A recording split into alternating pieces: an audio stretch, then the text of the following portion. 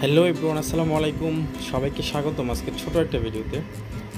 আসলে আমরা যারা বাইকার আছি, যারা বাইক রাইড করতে পছন্দ করি, আর সবাই সবসময় চেষ্টা করি যে নিজের শরীর থেকেও বেশি বাইকটাকে যত্ন নেওয়া।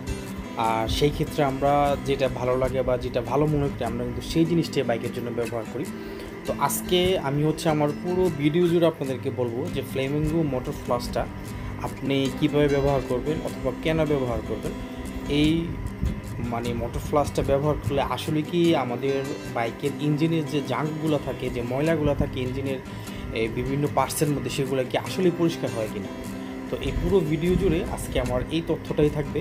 আশা করি সবাই ভিডিওটা শুরু থেকে শেষ পর্যন্ত দেখলে ভালো একটা তথ্য পাবেন। তাহলে চলুন আজকের ভিডিওটা শুরু করা যাক।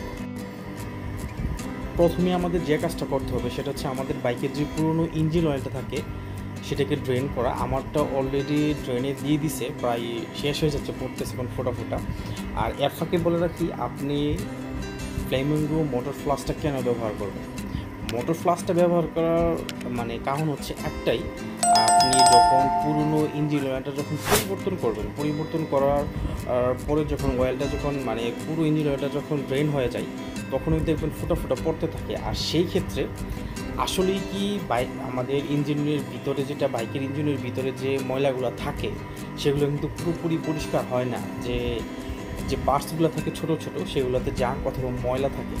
আর আপনি যখন এই ইঞ্জিন ফ্লাসটা ব্যবহার করবেন, ইঞ্জিন ফ্লাসটা ব্যবহার করার কারণে সেই জায়গা থেকে যে ময়লাগুলো আছে সেটা বের হয়ে যাবে।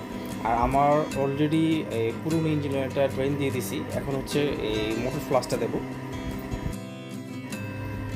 এখন মোটর ফ্লাসটা দেওয়া হচ্ছে, দেখতেই পারতেছেন মোটর ফ্লাসটা কিন্তু টোটালি একটা ফ্রেশ কালারে আছে, সাদা যেটাকে আমরা বলি, সহজে বোঝার জন্য আমি বলে দিলাম। তো এটা দেওয়ার পরে আপনি বাইকটাকে নিউট্রালে রেখে 10 মিনিট ইঞ্জিনটা চালু রাখতে পারেন, অথবা আপনি ডাবল স্ট্যান্ড করে গিয়ার 1 অথবা 2 শিফটে করে ইঞ্জিনটা চালু রাখতে পারেন। আমি 5 মিনিট নিউট্রাল রাখি, তারপর যেহেতু ডাবল স্ট্যান্ড করা ছিল তারপর গিয়ার 1 দিয়ে 5 মিনিট রাখি আর কি। রাখার পরে যে মোটর ফ্লাসটা আসে সেটা আমি পরিষ্কার করি। আর মোটর ফ্লাসটা যখন পরিষ্কার করি তখন আপনারা নিজেই দেখতে পারবেন যে কী পরিমাণ ময়লা বের হয় এর থেকে। এখন মোটর ফ্লাসটা ড্রেন দেওয়া হবে।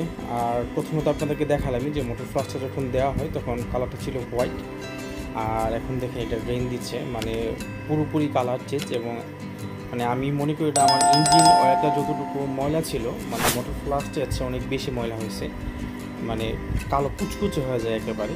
তো সেই ক্ষেত্রে বলতে পারি যে মেবি ফ্লেমিঙ্গো মোটর ফ্লাস যেটা আছে সেটা হয়তো ইঞ্জিনের যে ছোটো ছোটো অংশগুলোতে জাঙ্ক থাকে সেগুলো হয়তো পরিষ্কার করতে পারে।